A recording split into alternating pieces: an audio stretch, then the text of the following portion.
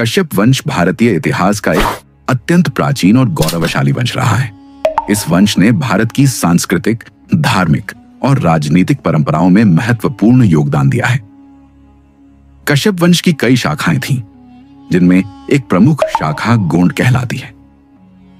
इस शाखा ने मध्य भारत के क्षेत्र में गोंडवाना जैसे शक्तिशाली राज्य की स्थापना की। कश्यप वंश के इस गोंडवाना राज्य ने अपनी वीरता, स्वतंत्रता और स्वाभिमान के लिए विशेष ख्याति प्राप्त की। कश्यप वंश की इस गौरवशाली परंपरा में संग्राम शाह जैसे महान राजा हुए, जिन्होंने अपने पराक्रम और कुशल नेतृत्व से गोंडवाना राज्य को उन्नति के शिखर तक पहुंचाया। उनके पुत्र दलपत शाह भी कश्यप वंश की मर्यादा के अनुरूप एक न्यायप्रिय और शक्तिशाली शासक थे।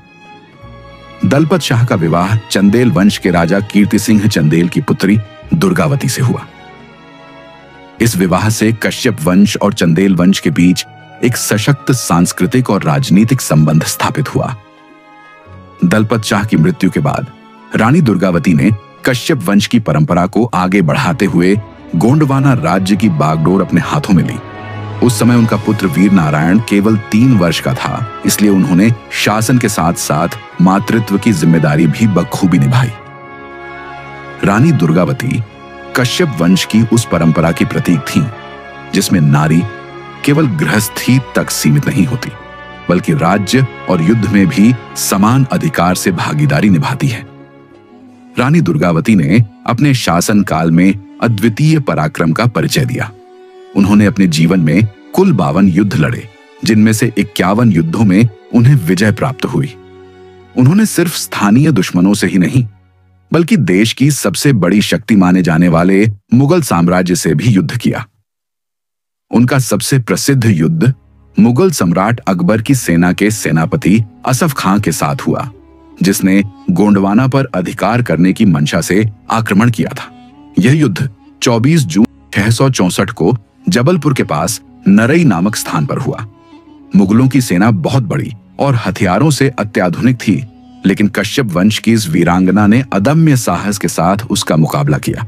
युद्ध के दौरान जब स्थिति विपरीत होने लगी और उनके महावत ने रणभूमि छोड़ने की सलाह दी, तब रानी दुर्गावती ने स्पष्ट कहा कि कश्यप वंश की रानी रणभूमि नहीं छोड़ती, वह रण में वीर गति को प्राप्त होती है।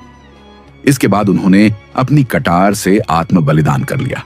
उनका यह बलिदान न केवल गोंडवाना राज्य, बल्कि पूरे कश्यप वंश और भारतीय इतिहास के लिए अमर हो गया। 24 जून 1564 को उनके बलिदान को आज भी बलिदान दिवस के रूप में मनाया जाता है। कश्यप वंश की इस महान स्त्री ने यह सिद्ध कर दिया कि त्याग, पराक्रम और बलिदान की भावना केवल पुरुषों तक सीमित नहीं है। उन्होंने यह भी दिखाया कि कश्यप वंश की नारियां भी देश और धर्म के लिए अपने प्राण देने में पीछे नहीं हटती। रानी दुर्गावती का जीवन कश्यप वंश की उस परंपरा का प्रतीक है, जिसमें धर्म, न्याय, आत्मसम्मान और वीरता सर्वोपरि होते हैं। उन्होंने केवल युद्ध भूमि में ही नहीं, बल्कि शासन व्यवस्था, जन कल्याण और सांस्कृतिक उन्नति में भी कश्यप वंश का गौरव बढ़ाया। उनका व्यक्तित्व एक ऐसी प्रेरणा है जो आज भी कश्यप वंश के गौरवशाली अतीत को जीवंत बनाए हुए है। उनकी स्मृति में बने विश्वविद्यालय, संस्थान और स्मारक इस बात के साक्षी हैं कि कश्यप वंश की यह वीरांगना सदियों तक याद की जाती रहेगी।